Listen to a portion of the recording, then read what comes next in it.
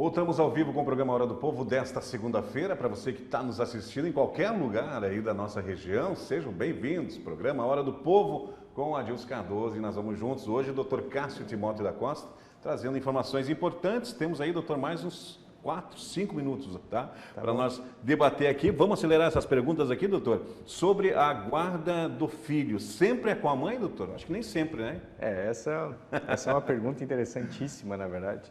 Porque, assim, existe um pensamento, digamos, na sociedade de que o direito de guarda é sempre da mãe. E isso é uma mentira, né? A guarda, ela tem que respeitar os princípios que nós temos lá no ECA, que é o melhor interesse da criança, a questão de ter um lar saudável, porque proporcione saúde, educação, alimentação a essa criança.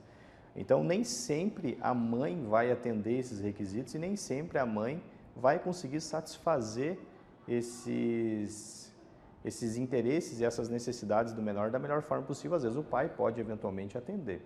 Mas confesso, Adilson, de modo geral, é importante até deixar claro isso, através da televisão aqui, que existe um certo, digamos assim, desleixo ou tendência do Poder Judiciário na interpretação dessa situação, porque de regra geral, eu tenho notado assim dos juízes, que eles tendem a pender sempre em favor da mãe, mesmo em casos onde há comprovação ou há pelo menos alguns indícios aí de que a mãe não esteja nas melhores faculdades ou na melhor condição para cuidar do menor. Então, assim, confesso para ti que esse consenso comum ele se dá talvez em razão dessa forma ou desse tendencionamento que existe do Poder Judiciário a conceder a guarda. Claro que também faço um pensamento de alguns doutrinadores de que as crianças, pelo menos, principalmente na menor idade, aí, até os seus 5, 6 anos, talvez elas tenham uma necessidade biológica, uma necessidade mental maior para com a mãe do que para com o pai, talvez. Mas em determinados momentos aí eu vejo que o Poder Judiciário acaba se equivocando e não interpreta muito bem em favor do pai, quando deveria, tá? Mas a resposta correta seria, não é de regra da mãe. Não é de regra. A regra é que seja analisado qual é o melhor interesse para o menor. O que vai ser o bem para a criança. Qual vai ser o melhor para o menor. Inclusive, eu sempre falo que eu ainda sou adepto da teoria de que nenhum outro tem essa faculdade celestial de ser a melhor coisa possível para um filho. Eu falo que um pai e uma mãe, ambos são importantes na vida de uma criança. Então, a melhor resposta é tanto pai quanto mãe deveriam exercer a guarda de forma compartilhada. Esta é o melhor cenário possível para uma criança, porque ela vai conseguir manter tanto as necessidades para com o pai, quanto as necessidades para com a mãe. Mas às vezes no dia a dia a gente enfrenta algumas dificuldades, alguns pais que não querem exercer o papel de pai, algumas mães que não querem exercer o papel de mãe, e daí a gente começa a discutir essa situação de guarda de uma forma mais unilateral. E nessa situação também acaba também favorecendo a criança porque acaba tendo também o firmado, o laço afetivo, né, doutor, das ambas as partes, né? Com certeza.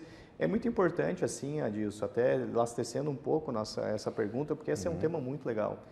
É importante a mãe também, muitas vezes, e eu falo muito isso com as minhas clientes, entender o papel delas para facilitar essa dinâmica do pai. Quando as mães muitas vezes querem, eu quero a guarda no lateral do meu filho a qualquer custo. Até que ponto isso é bom? Até que ponto às vezes não é bom dar ao homem também o senso de responsabilidade de ter uma guarda compartilhada para quem sabe ele se identificar e se construir nesse relacionamento com a criança de uma forma mais presente. Então às vezes é importante também os dois lados aí cederem um pouco e botarem os seus ressentimentos, as suas eventuais dificuldades por traição, muitas vezes. Deixar o orgulho de lado, o orgulho de lado e tentar pensar o que é melhor para a criança. Verdade. Você certamente, se você estivesse na figura da criança ou conseguisse escutar pelo menos os interesses do menor, certamente a criança pediria que ela quer o pai e a mãe. E para isso, cabe aos maiores, aos pais aí, conseguirem ter um pouquinho de maturidade nessa dinâmica. Então eu sempre falo, a melhor resposta é: eu sou 100% adepto da guarda compartilhada. Pai e mãe exercendo os cuidados e as obrigações de forma mútua. Agora, se nós formos numa situação de individualizar a guarda, daí nós temos que analisar qual é o melhor interesse do menor.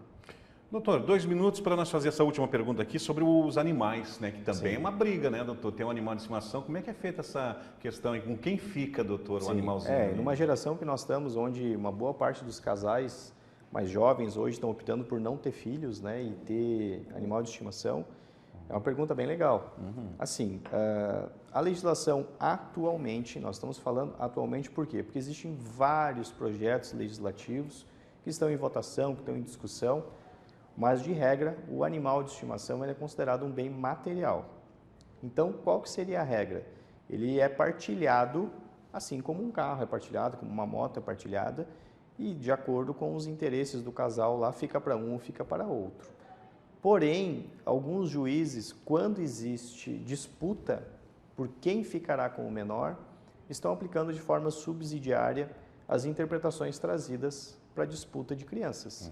Então, estão fixando visita, estão fixando qual deles será o tutor, né, o responsável pela guarda e manutenção daquele menor, de que forma que vai funcionar esse convívio para com este animal. Mas, de regra, ele é considerado um bem material e ele é partilhado, assim como um veículo e tudo mais. Mas eu sempre falo que, nesses casos também, alguns juízes têm pensado e analisado, buscando um princípio que a gente fala do afeto, tentando entender com qual cuidador, digamos, o animal tem mais afinidade, com qual cuidador ou qual cuidador poderá atender melhor as necessidades desse animal, em qual local que ele vai ficar. Às vezes um mora numa casa, o outro não tem um local para deixar esse animal. Então, às vezes, existe N questões aí que devem ser analisadas. Então, é importante aí, nesse caso, se pensar no modo mais amplo. A regra básica é que é um bem a ser partilhado e pronto. Existem já algumas interpretações, quando não existe consenso, de analisar os interesses do menor, o afeto também, do animal, perdão, o afeto, eventualmente, com as mesmas interpretações que são feitas para os menores e, eventualmente, também tentar analisar aí a questão do que seria o local mais adequado para ele ficar. Perfeito. 11 horas e 3 minutos, doutor. O tempo passa rápido. Vou agradecendo o assunto hoje. Muito legal mesmo esse tema aí. E talvez um outro programa a gente traga mais questões baseado nessa condição aí, doutor. Esse tema aí que foi realmente fantástico para essa segunda-feira. Vou agradecendo a presença do doutor Cássio hoje, nessa segunda-feira. Espero que seja segunda-feira que vem, doutor, com mais querido. Um tema interessante. Igualmente, Edilson. Mais uma vez, obrigado a todos. Obrigado por quem participou do programa aí também. Espero contribuir.